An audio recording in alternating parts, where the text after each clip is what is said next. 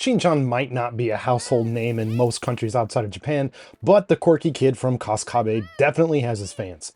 Coming off the well-received Shin Chan, Me and the Professor on Summer Vacation in 2022, 2021 for Japan, publisher Neos and developer Hand have taken up the mantle to bring another Shin Chan inspired Boku no Natsu Yasumi, or My Summer Vacation, title to the Switch and PC. After the release in Japan and Asia earlier in 2024, the game has finally made its way to North America and many other territories. If you're curious about the game, you're definitely in the right place. Let's get into it. Danny from the Famicast here. If you're new to the channel, please be sure to subscribe and turn on those notifications. Sound off in the comments down below, and we may read it out on our bi-weekly show called the Famicast. Of course, you can find this in written form over on our website, thefamicast.com. Today, though, we're taking a look at Shin Chan, Shiro, and the Cold Town on the Nintendo Switch in this in-depth review. Shin Chan's dad, Hiroshi, suddenly finds that he has to go to Akita Prefecture for work. Now, being near his hometown, he's pretty much good with it and takes his whole family from Saitama all the way up to an extremely rural part of the prefecture called Unbent Village.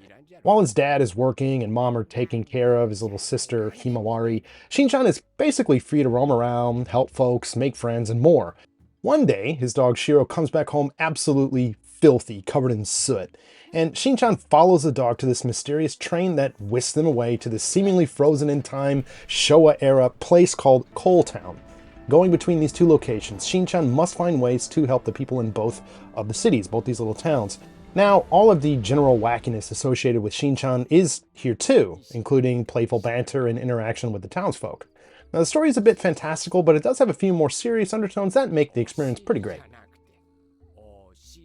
Controls in Shiro and the Coal Town are not complicated, which is a perfect fit for this kind of game.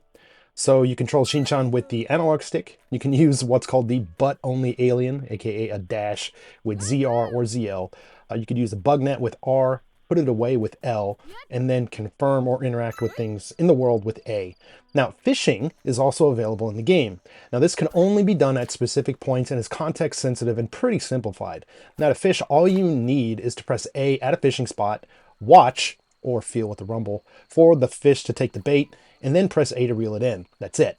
So running around the fish, or bugs for that matter, doesn't really spook them either. So the lack of gradually being able to reel in the line or do anything else like that might be a little bit disappointing to some, but I found it just overall relaxing.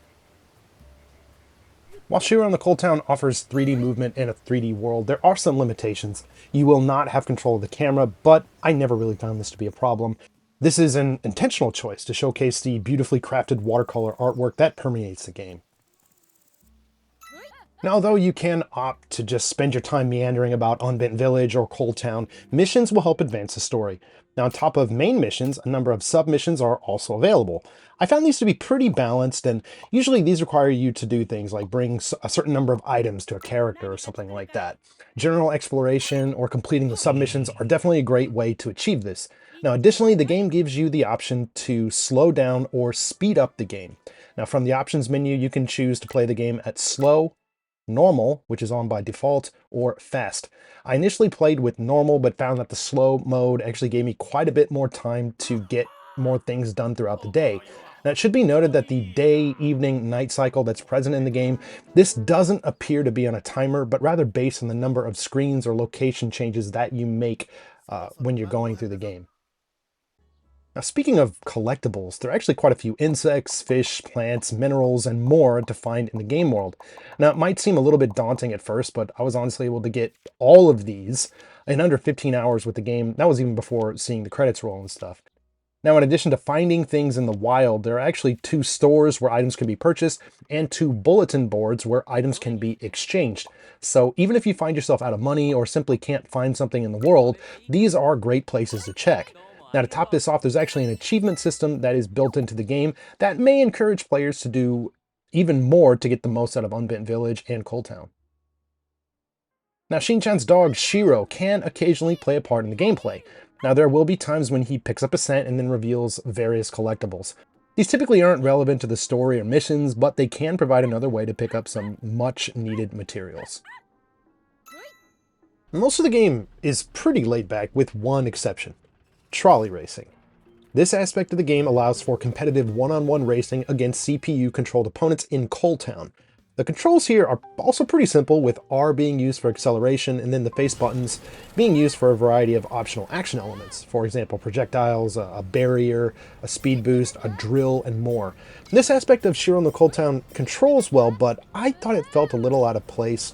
The majority of the game has players going around the areas at their own pace and helping out others. It's slow-paced and stress-free. Now, the racing is in stark contrast to that. Now, to be clear, I still think it's fun. There are a number of different customization options here for your trolley, and it can be a nice change of pace, but I don't know, it just felt kind of like it kind of clashed with the style of the game. I will say the story kind of ties it together so it makes sense, but yeah, I think maybe your opinion on this will vary. The initial takeaway for many when it comes to Shiro in the Cold Town are the impressive visuals. Not only does the game look great in still screenshot, it absolutely shines in motion. Whether it be Unbent Village or Cold Town, the areas throughout both locations are varied and offer a lot of interesting visual flair. Now, Shiro in the Cold Town gives gamers a glimpse of kind of what rural life in Japan looks like, albeit in this stylized form. Now, whether it be the old traditional style home that Shin Chan and his family are staying in, this rice terrace near the house, or the industrialized streets of Cold Town, everything looks fantastic and really nails the Japanese countryside and Showa-era aesthetics. The cel-shaded character models also look really nice and look kind of like they're pulled right out of like a lost episode of the Shin Chan anime series or something. They animate nicely and they look great. Now, to top this off, the game runs at a pretty consistent frame rate of 30 frames per second. Now, while this holds true to most of the experience, there are times when the engine can chug a little bit. I mainly found this during the trolley races, but nowhere else. It didn't really affect the gameplay there either, but it definitely was noticeable. I think the only thing I would have loved to see added here to the game would be the addition of different weather patterns, such as rain or cloud cover or something like that. Now, of course, doing something like this would mean a lot more work for the artists, as they'd have to basically recreate these gorgeous backgrounds multiple times to showcase these kind of effects. I mean, it's not a big deal or anything, and I think the game still looks great. It just would have been cool to see a little bit more done here like that. Now, although there is no spoken English dialogue available in the game retains the original Japanese audio, which lends to a little bit more of an authentic experience in my opinion. Most of the cutscenes here are voiced too, however, when out in the wild, exploring and stuff like that, the game is limited to just like a few one-liners from the characters. Now, I was perfectly fine with this, and outside of the characters, I think the locations, they sound authentic too, really capturing and matching the visuals perfectly. Shin Chan, Shiro in the Cold Town is a relaxing game that is really a lot of fun to play. The visuals are amazing, it runs pretty well on the Switch, and the story is interesting, and there are just a lot of things to do. If you're looking for a relatively stress-free game that's kind of like in the vein of Animal Crossing but with more concrete goals, this is something that you should definitely consider. But let's go ahead and turn things over to you guys. Are you planning on picking up Shiro in the Cold Town? Did you pick up the last game in the series, Shin Chan, Me and the Professor on Summer Vacation? Sound off with any and all comments down below. We'd love to hear from you. As always, thank you guys so much for checking out this video. If you like what you see, please feel free to drop this one a like. If you feel that we've earned it, please consider dropping us a sub. We've got tons of Japanese-related content, including our long-form bi-weekly podcast, tons of reviews, looks at Japanese-only events, and a whole lot more. Again, this is Danny from the Famicast. Thank you guys so much for checking this one out, and we'll catch you later.